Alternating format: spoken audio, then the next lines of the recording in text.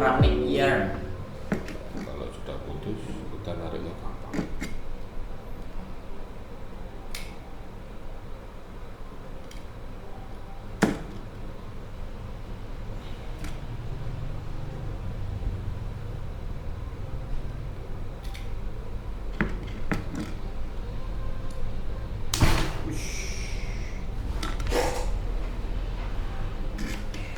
Jadi ini sudah terkupas.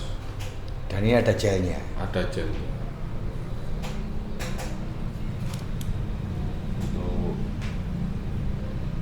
Untuk menangani gel seperti ini supaya Untuk menghilangkan gel. cepat dan tidak berlama-lama. Kita kasih bedak.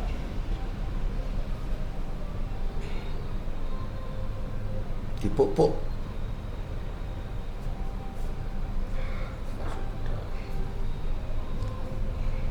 Kasih bedak di kabelnya.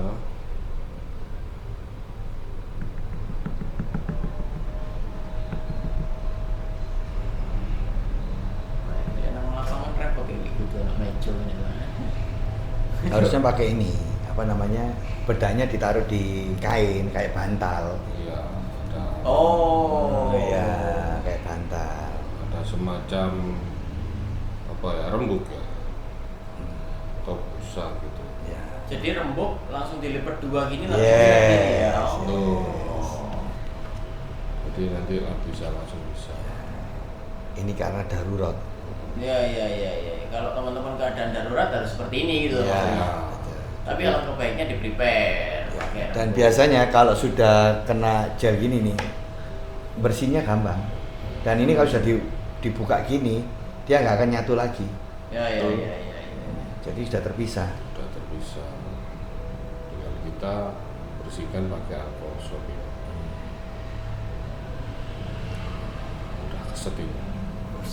Orangnya Cepet udah ya, keset ini. bisa. Kita nggak perlu berkali-kali. Ngelap. Tak tisu. Mending tisunya digawe liyane. Lek mari mangan gorengan. Tapi kalau misalnya pakai tisu magic boleh nggak ini? Nah, iki Oh langsung jangan ya, jangan. ngeliver dhewe deh. Nanti core-nya nanti jadi bengkak. Lagu-lagu dhewe gorengan. Jadi ke 65 berapa itu tadi setelah ke 6 jadi multimod dia. Mutasi itu nanti. Jenisnya belum ada.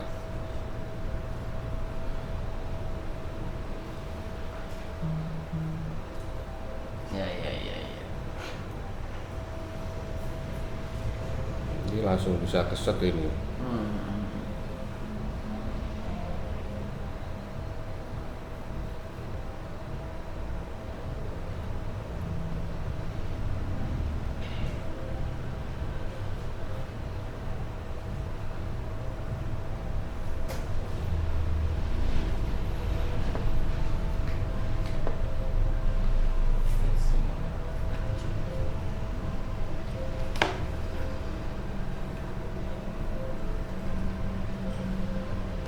Ini berapa core nih Mas Udin? 6. Fix 8 6 core. Nah, ini core. Pak di label kabelnya ini Mylink GYXTC 8Y Fix 8 6 core G652D HDPE. Jadi kalau sudah dibersihin pakai bedak, ya itu sebenarnya ini sudah nggak bisa nyatu core-nya ini. Dan kering ya Pak ya. Kering, karena dia kering. Dan ini biasanya menjadi kendala kawan-kawan kalau nggak kering itu udah nggak dibersihin dengan bersih, terus kemudian nggak ada buffer tube-nya. Nah pada saat di mana di OTB atau di kaset gelnya keluar, ini basah, lengket dan seterusnya. Dan ini akhirnya apa? Karena ini nggak bersih dan kering akhirnya getas, gampang patah. Iya. Selanjutnya kita akan pasang ke buffer tube. Ini bajunya ya, bajunya Kita core ya. kasih pelindung ke core-nya supaya awet warnanya Dan core-nya terlindungi. Sebenarnya bukan awet warnanya, awet claddingnya. Iya. Yang berwarna kan claddingnya ya, Iya. bukan core-nya ya. Bukan. Oke, kita buat beberapa 2 aja atau 6-6-nya. 6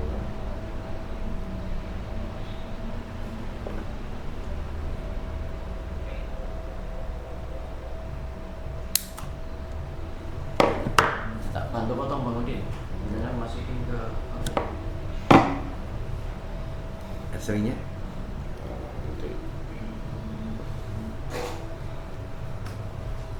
kita masukkan ke core warna biru dahulu ya. memang ini ya Pak Ino ya. Untuk waktu yang cukup lama ya kalau ingin hasil yang sebenarnya cukup kalau tahan lama ya. iya sebenarnya juga nggak lama sih. Kalau kita tujuannya hasilnya itu perfect sempurna ya nggak lama. Nah, Kan ini hanya masalah jam terbang aja sih. nanti kalau terbiasa juga nggak Udah merasa cepet. kayaknya ya. Iya. Dan mending lama di awal nggak sih Pak Ino daripada nanti kembali lagi dengan pekerjaan yang sama Iya. katanya Bang Udin. Jadi kalau kami sendiri ada standar ya. Kalau untuk backbone Mas Jay, ya, kita ini punya standar untuk splicing fusionnya itu hasilnya harus 0,0. 0,00 ya. 0,00. Karena apa? Karena kita benar-benar meminimalisasi namanya apa ya, attenuation. Jadi pengurangannya itu benar-benar kita minimalisasi. Close DP-nya itu ya Pak ya. Betul. Jadi kita harus perfect, kita harus sempurna. Gitu. Kita sempurna dalam persiapannya, kita sempurna dalam eksekusinya, dan kita sempurna dalam maintenance-nya. Iya. Karena dengan demikian itu akan mempermudah kita dalam menjalankan bisnisnya. Gitu. Dan kami mengingatkan ya untuk pekerjaan backbone ini benar-benar harus presisi ya.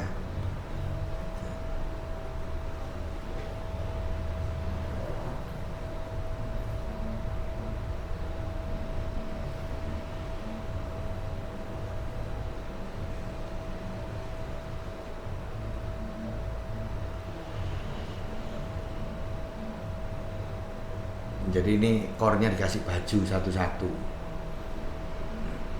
Karena tube-nya ini bening, ya. Karena tube-nya ini bening, warna core itu tetap masih kelihatan. Metal core. Makan dulu. Tahu nasi liter.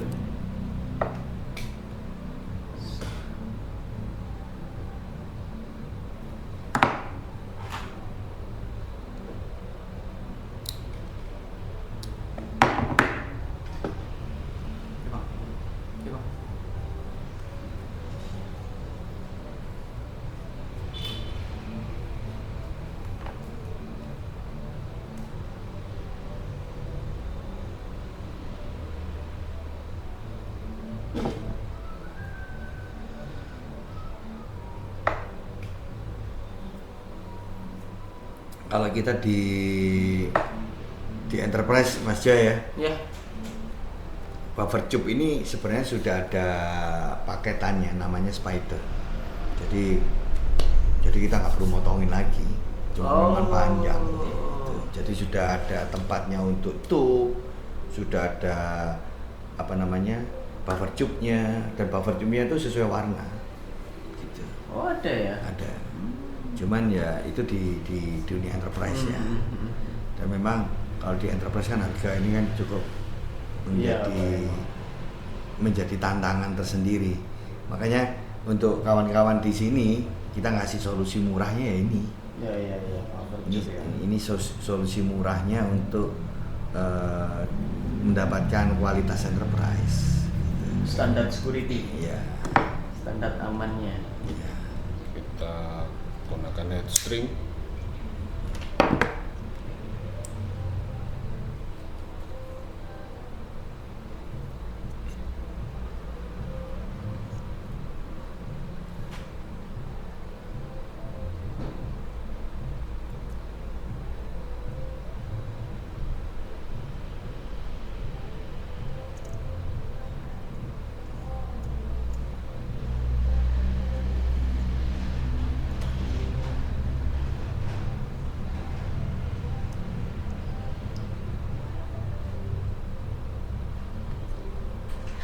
Oke.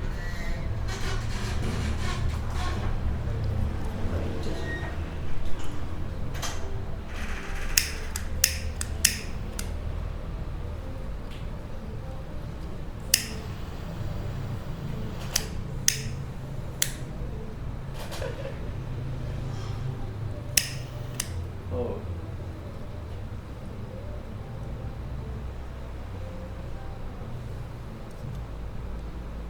Lihat ya. Oke. Sawah. Sudah. Oke, sudah.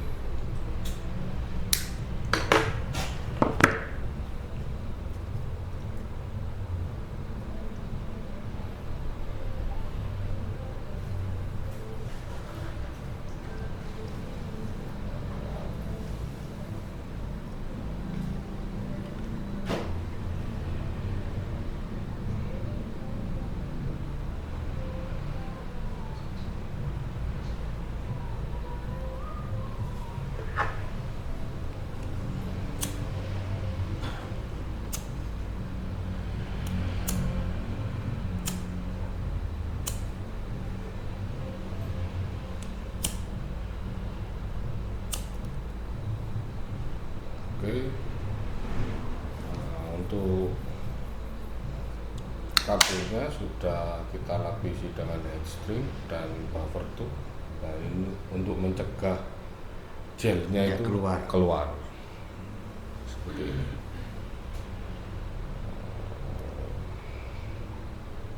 Jadi kita aman untuk instalasi di dalam OTB. Selanjutnya kita coba splicing dengan menggunakan EZ9. Kita pakai stripper apa ini, Mas Udin? Karena kalau menggunakan tang ini sudah umum ya, kita mau coba menggunakan stripper yang berbeda. Jadi kita mau coba stripper yang satu ini. Tapi sebelum di stripper ya, saya mau menjelaskan dulu ya. Jadi kalau kita bicara core ya, kita bicara core di sini ya. Maaf ya, ini core ya. Jadi core ini kalau kita single mode, core itu sebenarnya ukurannya adalah 9 mikron. Ya.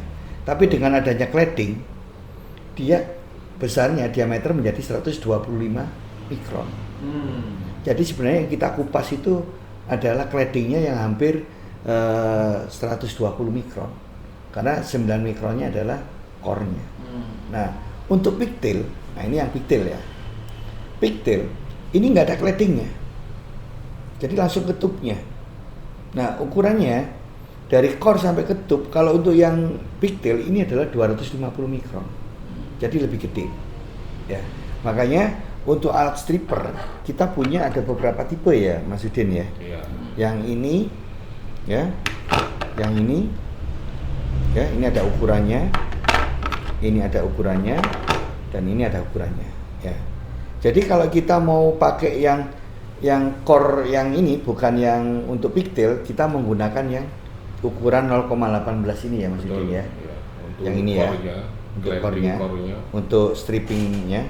Sedangkan untuk yang pigtail kita menggunakan ukuran yang 40 ya. Ya. Nanti Mas Udin bisa tunjukin ya ininya ya.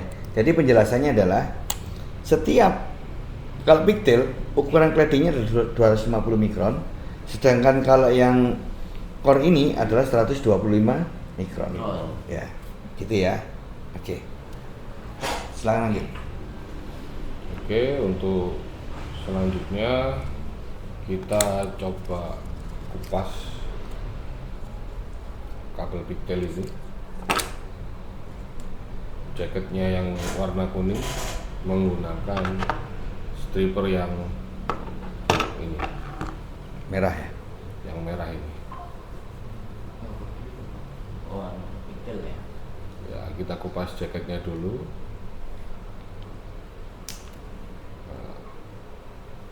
Jadi yang kita kupas jaketnya dulu yang warna kuning, baru kemudian core-nya, cladding core-nya. Cukup mudah pemakaiannya, istilahnya PNP. PNP ya. PNP ini. Jadi kalau pakai tang ini ya, harus menggunakan perasaan. kalau pakai tang ini memang butuh apa ya, jam terbang ya Mas Udin ya. Karena kita harus bisa merasakan ketebalan core-nya, ketebalan cladding-nya. Core itu ke strip atau enggak? Ya. Dan biasanya prosedurnya ya kawan ya, setelah kita stripping harus kita lakukan langsung cleaving. Betul. Ya. Jadi Setelah kita cleaving itu satu hal yang harus dicatat. Ujung cleaver, ujung setelah pemotongan itu tidak boleh tersentuh apapun. Jadi ada tekniknya yang nanti masukin ke V-groove-nya ya. betul. Nanti akan ditunjukkan ke Mas Udin.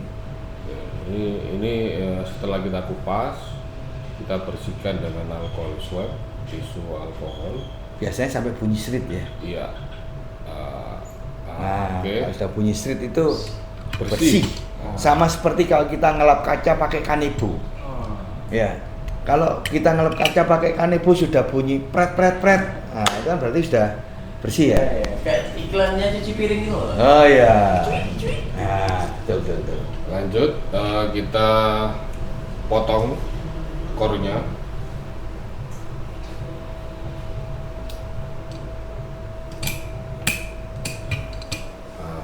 Ini Ini setelah ini nggak boleh, Pak. Ujungnya nggak boleh. setelah dipotong, ini ujungnya jangan menyentuh apapun.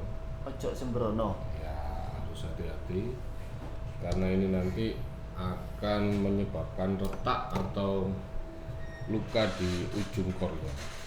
Nah, pada saat masukin ke V-groove, ujungnya itu jangan ditempelin ke V-groove, terus didorong ke depan, tapi dibalik. Dari depan ke belakang. Jadi usahakan core-nya itu mendekati dengan Elektroda. elektroda. Untuk Semak- apa? Karena apa? Semakin proses alignment-nya semakin cepat, kualitasnya akan juga semakin baik. Ini biasanya salah satu core ini kita beri sleeve protector. Jadi jangan lupa kalau untuk splicing biasanya kita menggunakan sleeve protector, bisa di salah satu kabel, entah di pigtail atau di core-nya. Jadi nanti jangan lupa ya, karena nanti setelah disambung harus kita proteksi dengan sleeve protector supaya tidak gampang putus kabelnya. Jadi jangan lupa ya teman-teman, untuk masang sleeve protector supaya nanti setelah disambung, dijoin, kita panasin, kita heating di sini supaya nanti hasil penyambungan terproteksi oleh sleeve protector. Selanjutnya kita kupas cladding kabel core warna biru. Untuk strippingnya, Enak ya, langsung jadi bersih. sangat mudah. Untuk yang masih pelajaran bisa mencoba alat ini. Jadi nanti tanpa perlu susah-susah belajar menggunakan alat ini sudah pasti dijamin bisa. Kemudian kita potong.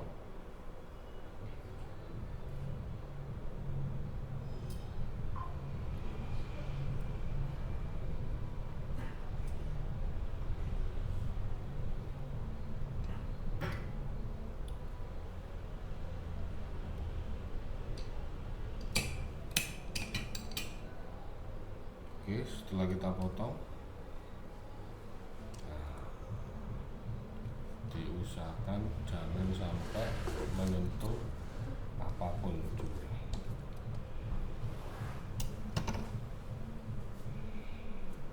Nah, ini peletakan core ini perlu diperhatikan, harus hati-hati, dan jaraknya juga harus ideal.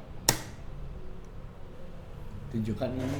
Nah, ini mendekati elektroda ya. Ya, jangan sampai menyentuh elektroda tapi mendekati. Jangan terlalu jauh dari V groove dan terlalu dekat tapi di tengah-tengahnya. Oke.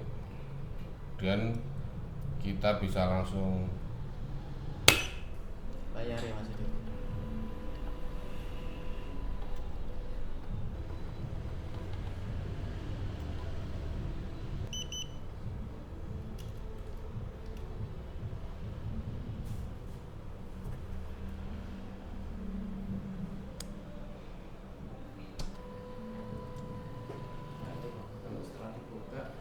Oke, ini setelah kita berhasil splicing, ada test tensionnya, jadi jangan langsung dibuka dulu holdernya. Holdernya ini jangan langsung dibuka karena setelah kita melakukan splicing, kita buka cupnya, itu akan ada test tension. Ditunggu sebentar, setelah itu baru kita buka.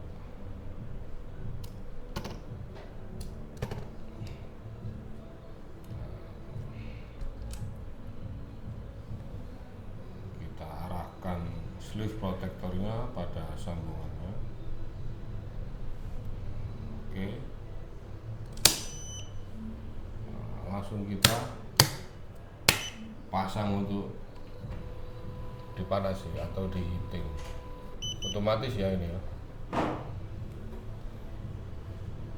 Ini selama indikator lampu masih menyala berarti belum selesai. Ini bahasanya laminating. Iya bener Pak, laminating gitu. Core-nya dilaminating. Ya Mas Udin ya? Betul. Biar awet. Oke. Ini hasil laminating. Ya, Iya, apa? Heating. Heating splash protector. Sleeve protector. Ini selesai ya.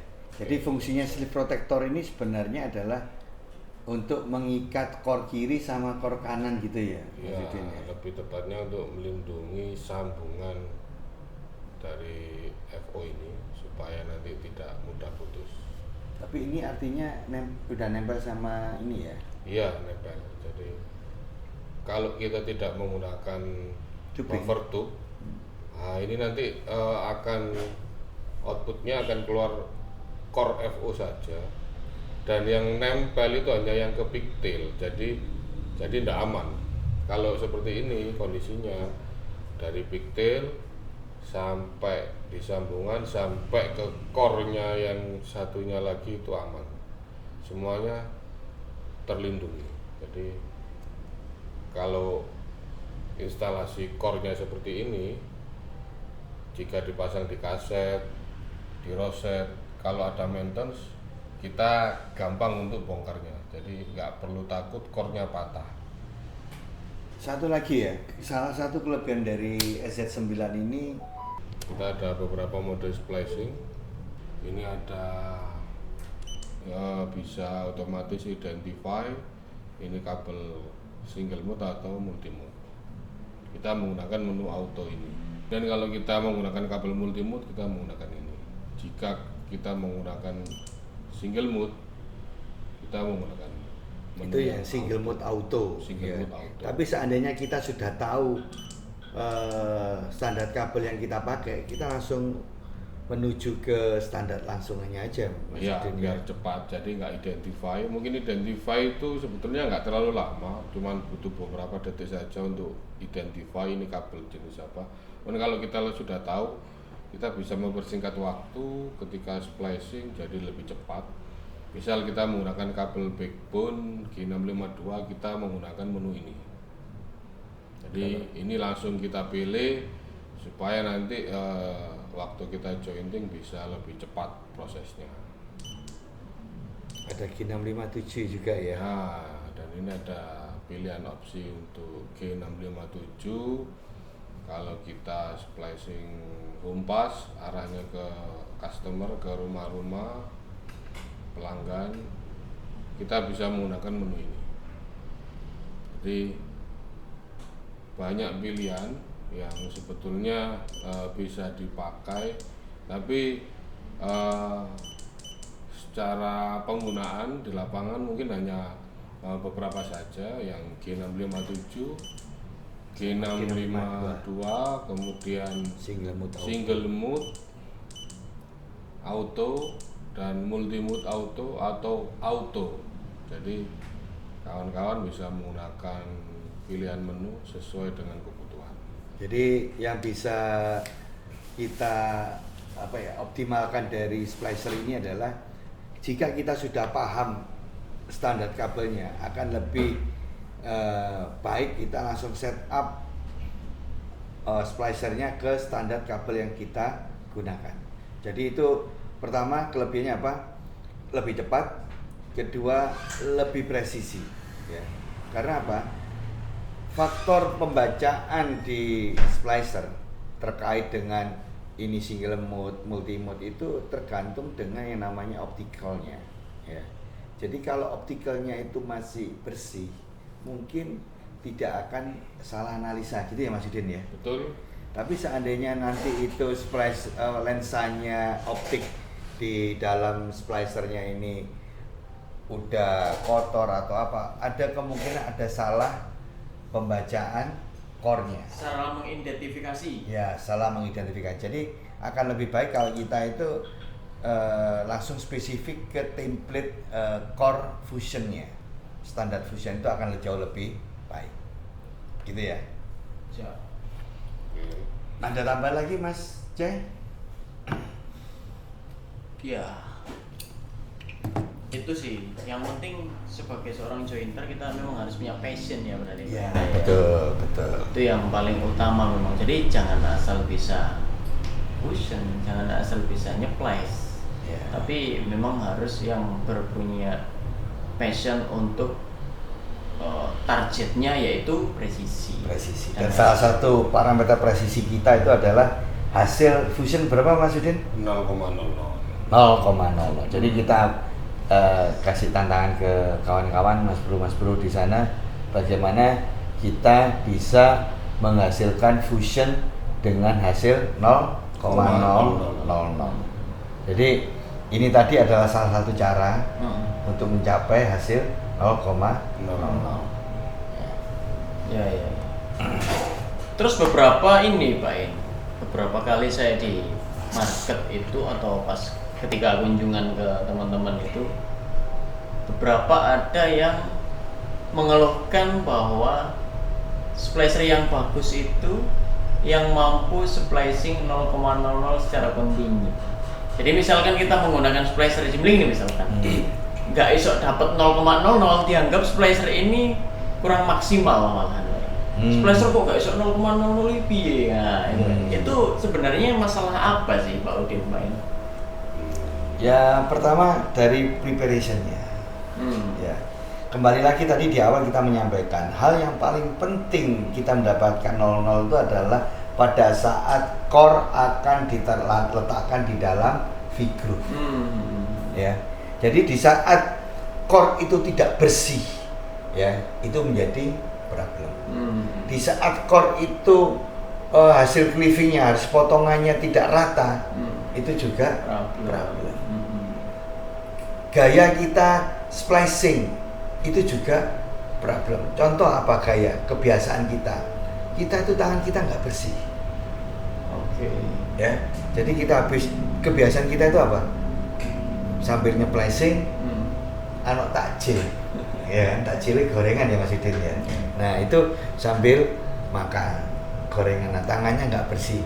Udah dilap tisu katanya, udah bersih. Tapi kembali lagi, minyak itu tidak akan pernah bersih kalau tidak kena deterjen. Ya. Harus kita sabun. Alkohol nggak bisa Pak. Alkohol nggak bisa. Harus deterjen. Karena itu akan mengandung lemak, dan lemaknya itu nempel di Core. core untuk dibersihin. Jadi kembali lagi, kalau kita mau mendapatkan hasil presisi, harus kita rubah kebiasaan kita, kebersihan, pola, ya itu. Jangan sampai kita sambil splicing buka cupnya splicer sambil rokokan. Nah, Nah, ini masalah juga, ya. Jadi di saat abunya turun di dalam cup, yang dilakukan bersihnya gimana? Pertama, sebul. ditiup, nah itu ya. Nah ditiup akhirnya dari mulut kita banyak mineral nih, mengandung zat-zat. zat-zat enzim beracun. Jadi saya tambahkan juga Pak Jai untuk menyimpulkan bahwa splicer ini bagus atau enggak dengan hasil yang kontinu 0,0 itu ya enggak salah sih. Persepsi mereka enggak salah, cuman kurang tepat. Karena pada dasarnya untuk splicing itu harus perpaduan antara jointer dengan mesin. Jadi dua faktor ini saling berkaitan. Jadi kalau kita kembali di awal itu terkait material, terkait tools dan operator atau jointernya ini juga harus saling sinergi. Kalau jointernya oke, jam terbangnya oke, bagus, sudah lama lah. Kemudian mesinnya juga bagus, splicernya bagus, tapi materialnya nggak bagus. Nah, itu bisa jadi Problem. Nggak bisa perfect. nggak bisa perfect. Jadi dari indikator tadi harus saling melengkapi supaya bisa bersinergi. Jadi ada, saya rangkum ya Mas Yudin ya. Ya. Jadi sebenarnya ada 3 hal komponen utama dalam splicing untuk yang baik ya.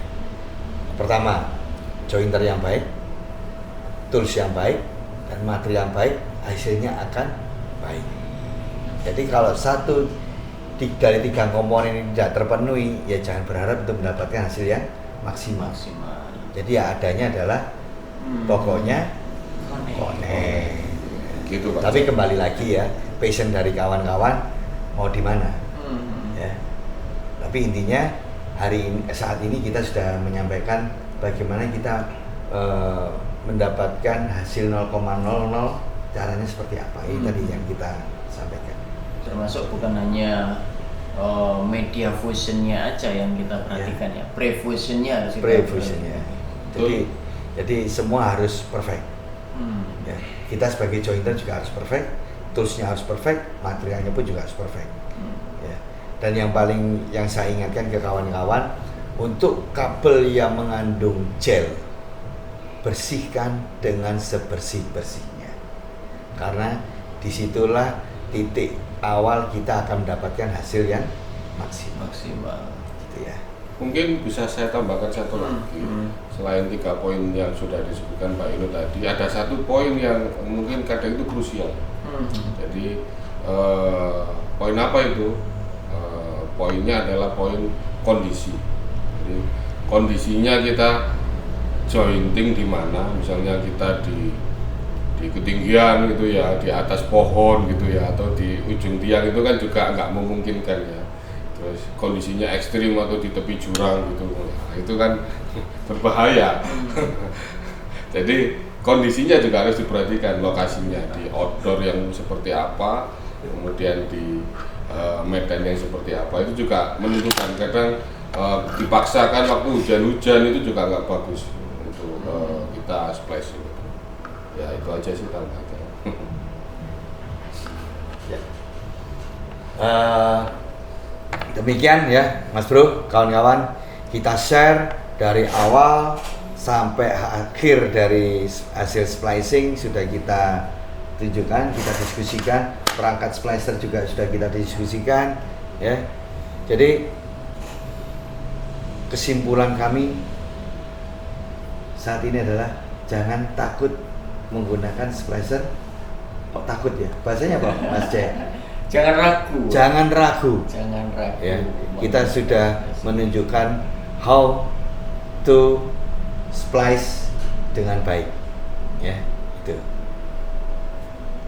Terima kasih. Salam Bapak Inu.